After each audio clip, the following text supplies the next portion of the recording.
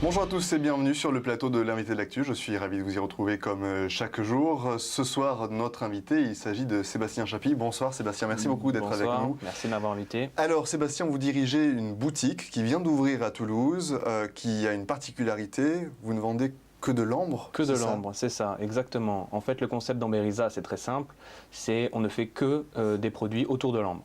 Donc principalement des bijoux. Pas que, mais principalement des bijoux. 80% de notre gamme, c'est des bijoux. Surmontés sur de l'argent, sur du vermeil un petit peu, mais surtout sur de l'argent. Et en fait, on essaye de proposer ensuite autour de ça un maximum de produits différents. Donc on a par exemple tout un tas de petits produits du quotidien, des briquets, des miroirs de poche, qu'est-ce qu'on a d'autre, des coupes-papier, enfin voilà, on essaye de diversifier au maximum la gamme et on va proposer là d'ici peu de temps des cosmétiques. Donc grande révolution en France et pour nous aussi d'ailleurs, puisqu'on intègre en fait dans des crèmes donc hydratantes, anti-rides, etc., de la poudre d'ambre. Donc c'est vraiment une grande première et ça permet en fait de profiter des bienfaits de l'ambre à l'intérieur de crèmes plus standards on va dire. Et ça a l'avantage d'être un produit complètement naturel, c'est un produit sans colorant, sans rien, c'est juste de l'ambre brute qu'on a concassé. Et en fait les bienfaits de l'ambre viennent tout simplement du fait que quand on se le passe sur le visage, qu'on se frotte avec, les ions contenus dans l'ambre et l'acide succinique notamment, on va pas faire de chimie, mais ça apporte tout un tas de bienfaits. Et donc voilà, donc le concept pour nous, c'était vraiment de proposer un magasin dédié à l'ambre, d'abord par passion, parce que c'est vrai que l'ambre, on en trouve dans toutes les familles, on en trouve partout, tout le monde connaît l'ambre, pas toujours très bien, mais tout le monde connaît l'ambre, au moins la couleur cognac, au moins la pierre. Vous en trouvez chez les grands-mères en général, tout le monde a une grand-mère qui a une bague en ambre, c'est en général le cas. Et donc on a vraiment voulu proposer un espace complètement dédié à l'ambre. Et ensuite on s'est rendu compte qu'il n'y avait pas de leader, qu'il n'y avait pas de marque connue. Et donc on a voulu nous devenir cette marque-là, volontairement spécialiste de l'ambre. Et que les gens se disent si je veux de l'ambre, je vais chez Amberiza, parce qu'ils sont spécialistes, ils ne font que ça. Alors entre aimer l'ambre entre guillemets et lancer sa boîte, il y a quand même un pas que tout le monde ne franchit pas. Comment ça s'est passé? D'où est venue l'idée? Il y a quand même effectivement un gros pas. En fait, l'idée, elle est d'abord à la base partie d'un site web. En 2008, on a créé un site web, toujours sous la marque Amberiza. C'est une marque qui est créée depuis 2008. Un site web pour commencer, j'allais dire, doucement, pour commencer à prendre un petit peu la mesure du concept, commencer à proposer des produits, avoir un retour, tout en s'évitant les risques inhérents à l'ouverture d'une boutique physique. On a été très bien reçus, de façon assez surprenante d'ailleurs. Il y a eu un bon écho du public avec apparemment une vraie demande. On a ensuite fait des salons, des foires. Là, on avait un contact beaucoup plus direct avec le public, oui, forcément. qui dans la même veine, nous était ravis de voir les produits qu'on proposait et qui était plutôt content de voir enfin, j'allais dire, une marque dédiée à l'ambre, alors que de l'ambre, on en trouve un peu partout chez les bijoutiers classiques, mais assez peu en général dans des boutiques spécialisées. Et donc ensuite, petit à petit, on s'est décalé et on est arrivé à ce constat très simple que le site marchant correctement, le projet avait un avenir certain, et donc on s'est lancé tout simplement dans l'ouverture d'une boutique. Alors quand je dis on à chaque fois, là c'est bon que moi, en l'occurrence créateur et qui m'occupe de toute la partie gestion et vente. Et ensuite, n'ayant pas les diplômes requis, je travaille avec Marie, qui est elle une bijoutière de formation, qui a fait l'école Boulle, qui a travaillé chez des joailliers à Paris, donc qui est parfaitement diplômée pour cette partie-là. Et donc en fait, c'est comme ça qu'on a eu l'idée de cette boutique atelier qu'on a installée du côté des Carmes, rue des Couteliers. C'est vraiment une boutique atelier dans la mesure où on a une partie de vente, très clairement, qui est l'espace de vente comme une boutique traditionnelle. Et on a une partie atelier, mais au vrai sens du terme, avec un établi, où Marie peut directement devant les clients travailler. C'est des pièces pour la plupart uniques qu'on propose.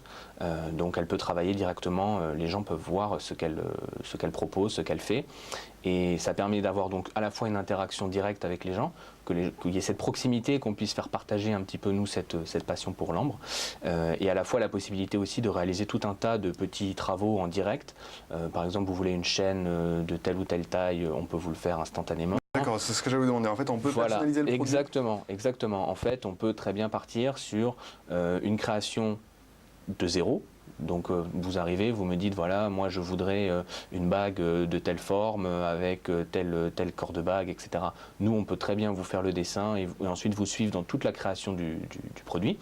Ou alors vous arrivez et puis vous avez flashé sur une bague, mais malheureusement cette bague n'est pas à votre taille. Au lieu d'être embêté, on vous fait la mise à la taille instantanément. Voilà, parmi tout un tas d'autres choses, vous avez une vieille bague, une bague que vous portez depuis très longtemps ou héritée de votre famille. Vous pouvez très bien nous l'amener. Nous, on voit, on peut la repolir, on peut la retravailler, lui redonner un certain éclat. C'est l'avantage de l'ambre, c'est que c'est une matière qui est très, très facile à refaire briller, beaucoup moins facile à retravailler, mais facile à redonner un éclat d'origine. Un éclat d'origine. Ouais, bien sûr. Voilà. Que je saisisse bien. Alors, le concept et comment il évolue, ça, c'est très clair. Mais alors, vous êtes tombé comment dans l'ambre? Parce que c'est pas forcément logique, du coup. C'est pas une évidence. C'est ce que je vous disais, en fait. On retrouve toujours l'ambre dans les familles. C'était mon cas, comme beaucoup de gens. Donc, premier intérêt pour la pierre, parce que c'est une pierre qui capte merveilleusement la lumière. On voit des choses à travers, on ne sait pas trop ce que c'est. Et puis ensuite, j'ai découvert que c'était une pierre fossile, enfin une matière fossile, c'est pas exactement une pierre d'ailleurs. Une résine fossile, qu'elle pouvait emprisonner des végétaux, des animaux parfois. J'ai fait dans mon adolescence un passage par Jurassic Park où j'ai découvert que voilà, la très rentable idée de Spielberg comme quoi on pouvait trouver à l'intérieur un certain nombre d'animaux, etc. Donc c'est vrai que c'est une pierre assez fascinante, d'abord parce qu'elle a une histoire millénaire la plupart du temps. Et ensuite, parce que c'est une pierre qui est systématiquement unique. C'est-à-dire que vous n'avez pas deux morceaux d'ambre qui sont les mêmes. Et donc voilà, bon an, mal an, ça devient une passion parce qu'on découvre l'ambre petit à petit.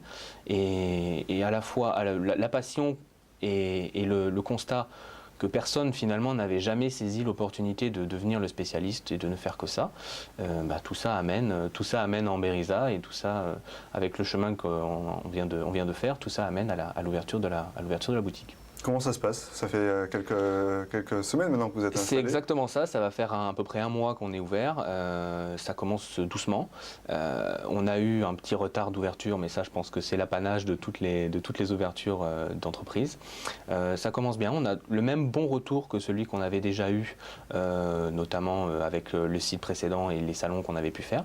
Donc les gens sont plutôt contents de trouver une boutique comme ça. Après c'est vrai qu'on a besoin encore de se faire connaître, c'est évident, on est sur un axe qui n'est pas spécialement très passant et donc on a besoin de faire venir les gens et que les gens comprennent que ça vaut la peine de venir un tout petit peu plus loin que la rue de Metz et de venir, ça vaut le détour. Justement, quand on se lance comme ça sur un produit relativement particulier, l'emplacement fait partie des facteurs à ne pas rater sous aucun prétexte? L'emplacement est évidemment un critère déterminant. Il y en a un autre évident, c'est celui du financement. Et donc on essaye de trouver le meilleur rapport entre l'emplacement qu'on va pouvoir trouver et le financement dont on dispose pour optimiser le coût de l'emplacement en question. Et donc c'est vrai que nous on a fait le choix de pouvoir s'installer dans un quartier de créateurs, ce qui est le cas de la rue des Couteliers. Vous avez beaucoup de créateurs, beaucoup d'ateliers boutiques.